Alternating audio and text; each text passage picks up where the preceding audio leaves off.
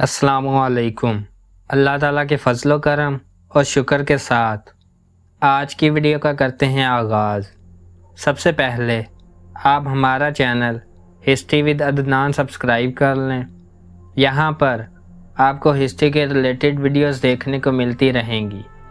آج ہم دیکھیں گے غزوہ احد کا واقعہ۔ آئیے ویڈیو کا کرتے ہیں آغاز۔ غزوہ بدر میں مشرکین کو بہت جانی اور مالی نقصان پہنچا تھا اور ان کے نامی گرامی سردار بھی مارے گئے تھے۔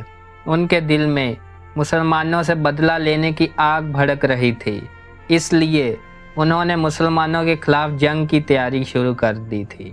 ابو سفیان جو قریش کا سب سے بڑا سردار تھا، اس نے کئی دوسرے قبیلوں کو ساتھ ملا کر مدینہ منورہ پر حملہ کرنے کے لیے 3000 کا لشکر تیار کر لیا۔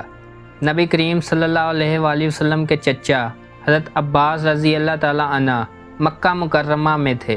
جب انہیں معلوم ہوا کہ کفار مدینہ پر حملہ کی تیاری کر چکے ہیں، انہوں نے فوراً مدینہ میں نبی صلی اللہ علیہ وآلہ وسلم کو خبر پہنچائی۔ کفار مدینہ پر حملہ کرنے آ رہے ہیں۔ نبی صلی اللہ علیہ وآلہ وسلم نے مہاجرین اور انصار کو جمع کر کے مقابلے کے لیے راہیں لیں۔ آخرکار مدینہ سے باہر جا کر مقابلہ کرنے کا فیصلہ کر لیا۔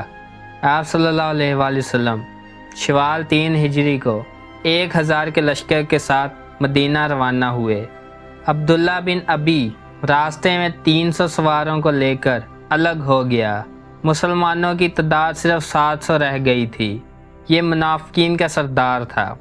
7 شوال ہفتے کے دن غزوہ احد کا واقعہ پیش آیا۔ جنگ سے پہلے نبی صلی اللہ علیہ وآلہ وسلم نے احد کے پہاڑ پر ایک درے میں 50 تیر اندازوں کو مقرر فرمایا۔ حکم دیا، اس کے بارے میں فتح ہو یا شکست، آپ نے اس جگہ کو نہیں چھوڑنا، کیونکہ دشمن پیچھے سے حملہ کر سکتا ہے۔ لڑائی شروع ہوئی تو کافروں کے بڑے بڑے جنگجو مارے گئے۔ ابتدا میں کفار کے 12 سردار مارے گئے۔ جب عام لڑائی ہوئی تو مسلمانوں کی طرف سے حضرت علی سے حضرت ابو دجانہ رضی اللہ تعالیٰ عنہ اور حضرت امیر حمزہ رضی اللہ تعالیٰ عنہ اور حضرت سعد بن ابی وقاص رضی اللہ تعالیٰ عنہ اور دیگر صحابہ رضی اللہ تعالیٰ عنہ نے کفار کا اس طرح جم کر مقابلہ کیا کہ وہ حواس باختہ ہو گئے اور انہوں نے میدان جنگ سے بھاگنا شروع کر دیا۔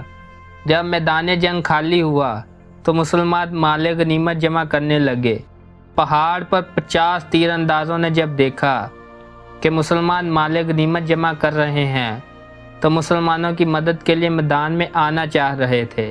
امیر نے منع فرمایا، جب تک نبی صلی اللہ علیہ وآلہ وسلم نہیں بلاتے ہیں جب تک جانا نہیں ہے۔ مگر ان لوگوں نے سوچا کہ نبی صلی اللہ علیہ وآلہ وسلم کا حکم صرف جنگ تک تھا۔ ان لوگوں نے اپنی جگہ خالی چھوڑ دی۔ جب کافروں نے دیکھا کہ جگہ خالی ہے تو ان لوگوں نے خالد بن ولید جو ابھی تک مسلمان نہیں ہوئے تھے ان کے ساتھ مل کر مسلمانوں کو گھیرے میں لے لیا اور بہت سے صحابہ کرام شہید ہو گئے، جس میں زیادہ تعداد حافظ قرآن کی تھی۔ کفار نے نبی صلی اللہ علیہ وآلہ وسلم پر بھی حملہ کیا، جس سے نبی صلی اللہ علیہ وآلہ وسلم کے 2 دانت مبارک شہید ہو گئے۔ حضرت سعد بن ابی وقاص رضی اللہ تعالیٰ عنہ نبی کریم صلی اللہ علیہ وآلہ وسلم کے سامنے کھڑے رہے۔ اسی دوران حضرت معصب بن عمیر رضی اللہ تعالیٰ عنہ جو کہ آپ صلی اللہ علیہ وآلہ وسلم کے ہم شکل تھے، کفار نے شہید کر دیا۔ اعلان کرنے لگے کہ نعوذ باللہ، انہوں نے نبی کریم صلی اللہ علیہ وآلہ وسلم کو شہید کر دیا ہے۔ یہ خبر سن کر مسلمان پریشان ہو گئے۔ ایسے وقت میں نبی کریم صلی اللہ علیہ وآلہ وسلم نے صحابہ کرام کو جمع فرمایا اور آواز دی کہ تمہارا نبی ابھی زندہ ہے۔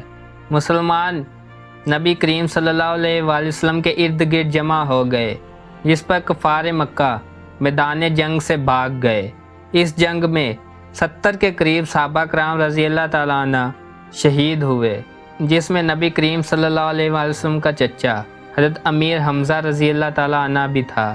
اس کے باوجود کفار مکہ پر یہ بات واضح ہو گئی کہ مسلمان اگر کم تعداد میں بھی ہو اور بے سر و سامان بھی ہوں، لیکن وہ کفار کے مقابلے کے لیے ہر وقت تیار رہتے ہیں۔ مسلمانوں کو اس غزوہ سے یہ سبق حاصل ہوا، کسی بھی وقت میں نبی کریم صلی اللہ علیہ وآلہ وسلم کے حکم کا انکار نہیں کرنا چاہیے۔ یہ تھا واقعہ غزوہ احد کا۔ اگر آپ کو ہماری ویڈیو پسند آئی ہے تو لائک، شیئر اینڈ سبسکرائب کریں۔ آج کی ویڈیو کا کرتے ہیں اختتام۔ اللہ حافظ۔